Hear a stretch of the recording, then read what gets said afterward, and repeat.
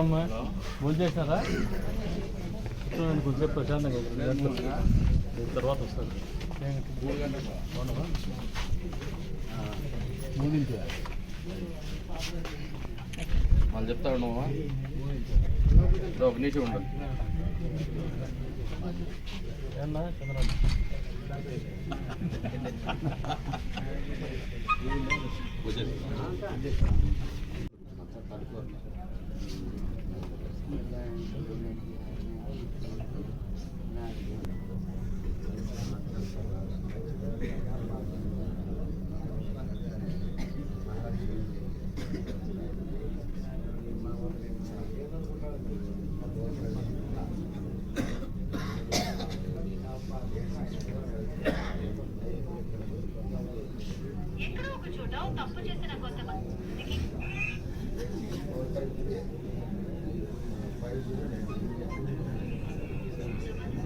తెలుగుదేశం పార్టీని బలపరచలా చంద్రబాబు నాయుడు గారి నాయకత్వమే ఈ రాష్ట్రాన్ని ముందుకు తీసుకోగలిగే నమ్మకంతోనే పార్టీలో చేరుతాం. వాళ్ళందరికీ కూడా అంటే ఎలా ఉంది సార్ పెద్ద నియోజకవర్గానికి సంబంధించి అక్కడ సిట్టింగ్ ఎమ్మెల్యే నేపథ్యం ఎలా ఉండబోతుంది? 2024 ఎన్నికలు ఆల్రెడీ మిమ్మల్ని చంద్రబాబు ఇన్ఛార్జ్ అనౌన్స్ చేస్తున్నారు. ఎలా ఉండబోతుంది?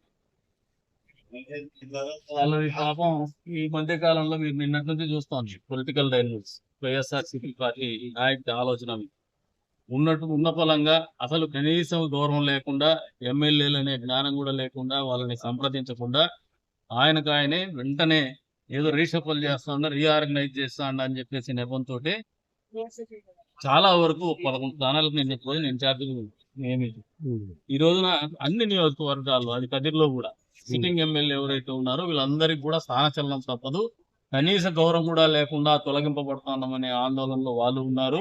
వాళ్ళని నమ్ముకున్నటువంటి కార్యకర్తలు కానీ ద్వితీయ శ్రేణి నాయకులు కానీ ఏదైతే వాలంటీర్ వ్యవస్థను నమ్ముకొని జగన్మోహన్ రెడ్డి రాజ్యాధికారం చేజిక్కించుకోవాలా రాజకీయాలు చేయాలనే ఆలోచనతో ప్రయోగాత్మకంగా ప్రవేశపెట్టినాడో అది శరాఘాతంగా మారబోతుంది జగన్మోహన్ రెడ్డికి కావచ్చు, జగన్మోహన్ రెడ్డి పార్టీకి కావచ్చు అని చెప్పి ఈ సందర్భంగా తెలియజేస్తారు. ఎందుకంటే నాయకులు అనేవాళ్ళు ప్రజాస్వామ్యంలో ప్రధాన భూమిక పోషిస్తూ ఉంటారు ఏ పార్టీకైనా.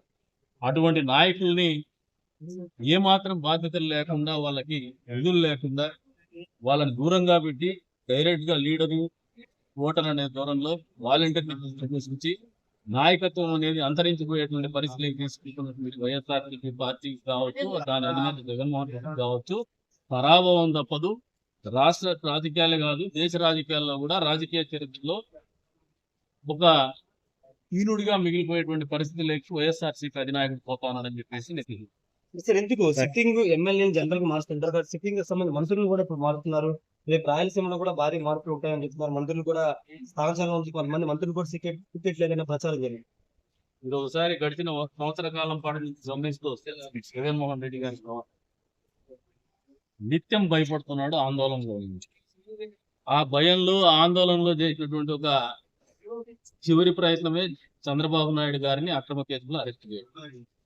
అది ఒక 3 నెలల పాటు ఆయన ఆనందం పొందగలిగినాడు. కొద్ది వరకు జైల్లో పెట్టి లబ్ధి పొందొచ్చు, మనము ఇంక భయపడిపోతారు తెలుగుదేశం పార్టీ చేసే ఆలోచనలో చివరి ప్రయత్నం ఏదైతే ఓటమి అనేది కష్టం అనేది ఆలోచన.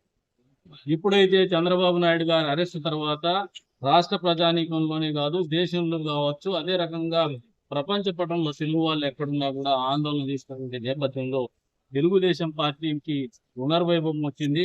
చంద్రబాబు నాయుడు గారిని ప్రజలందరూ కూడా మనస్ఫూర్తిగా దేవుడిగా భావించి ఈ రాష్ట్ర భవిష్యత్తు ఆయనైతేనే కాపాడగలరని చెప్పేసి ఆలోచనతోనే రోడ్డు మీదకి వచ్చేసి పోరాడినటువంటి పరిస్థితులు కానీ ఈ రోజున 100 రోజుల్లో ఎన్నికలు ఎదుర్కోబోతున్నారు.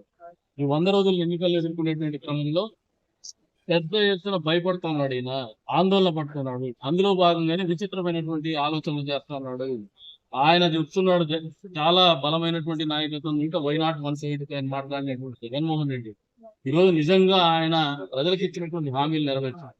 మంచి పరిపాలన అందించుంటే పేద వర్గాలకు దగ్గరగా పోయి ఉంటే వాళ్ళని ఎమ్మెల్యేలను చూసి కాదు నన్ను చూసి ఓటేమని చెప్పేసి వాళ్ళతోనే పోయాడు. ఈ రోజున మారుస్తున్నాడంటే ఖచ్చితంగా ఆయనకు తెలుసు ఆయన తప్పిదం చేశాడు. ఆయన పరిపాలన ప్రజలు ఆమోదయోగ్యం తెలిపేటువంటి పరిస్థితులు లేరు. అన్ని రకాల వర్గాలు కూడా ఆందోళనకు గురవుతున్నారు, అశాంతికి గురవుతున్నారు. ఈ రాష్ట్రంలో అందుకనే భయపడుతున్నారు జగన్మోహన్ రెడ్డి గారు. ఆ భయానికి భయపడుతున్నటువంటి పరిస్థితుల్లోనే ఈ రకంగా నాయకుల్ని మార్చేటువంటి కార్యక్రమం, ఎమ్మెల్యేలు మార్చేటువంటి కార్యక్రమం, నియోజకవర్గ ఇన్ఛార్జీలు మార్చేటువంటి కార్యక్రమం. మా నియోజకవర్గంలో కూడా 6 మంది ఇన్ఛార్జీలుగా వాళ్ళకు వాళ్ళు ప్రకటించుకునేటువంటి పరిస్థితి పోతున్నారంటే జగన్మోహన్ రెడ్డికి పార్టీ మీద పట్టు కూడా కొందరిలోనే సడలింది, పూర్తిగా కోల్పోతున్నాడని చెప్పేసి కూడా ప్రజలు అర్థమైపోతారు. కదిరి నియోజకవర్గానికి సంబంధించి ఆంధ్రప్రదేశ్ ముందు అక్కడ ఎమ్మెల్యే చేసిన తర్వాత టీడీపీకి వచ్చారు. ప్రస్తుతం ఆయన మద్దతు మీకు ఎలా ఉంది? అందరూ కలుపుకుని వెళ్ళే అవకాశం ఎలా ఉంది? ఆయన మద్దతు గురించి ఆయన అడిగితే బాగుంటుంది. సార్ ఫైనల్ గా అనంతపురం జిల్లా సంబంధించి ఉమ్మడి అనంతపురం జిల్లాలో టీడీపీ జనసేన పొత్తులో బాగా ఎన్ని సీట్లు వచ్చే అవకాశం ఉంది? మామూలుగా అందరి సినిమా తీసే ప్రతి ఒక్క ప్రొడ్యూసర్ కూడా నా సినిమా సూపర్ హిట్ అంటాడు. ఎన్నికలు పోయే ప్రతి రాజకీయ పార్టీ కూడా మొత్తం స్వీప్ చేస్తామంటాడు. వాస్తవంగా చెప్తున్నాము, ఈ రాష్ట్ర ప్రజలందరూ కూడా అనంతపురం జిల్లానే కాదు రాష్ట్ర వ్యాప్తంగా అన్ని జిల్లాల్లో కూడా పెద్ద ఎత్తున తెలుగుదేశం పార్టీ అభ్యర్థులను గెలిపించబోతున్నారు. ఏదైతే ఆయన వైనాట్ 175 అన్నాడో 175 కాకపోవచ్చు, కానీ గతంలో ఆయన గెలిచిన సీట్ల కంటే ఎక్కువ సీట్లు తెలుగుదేశం పార్టీ గెలవబోతోంది అనేది వాస్తవం. Thank you sir. ఖచ్చితంగా కాబోయే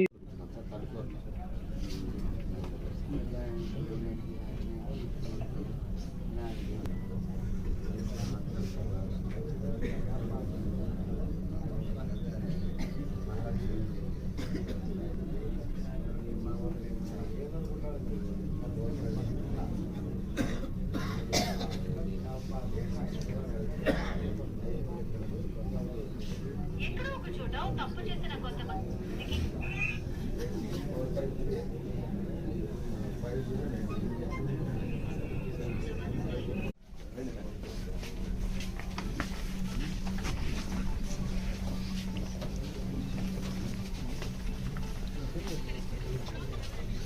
అమ్మా భోజేశారా?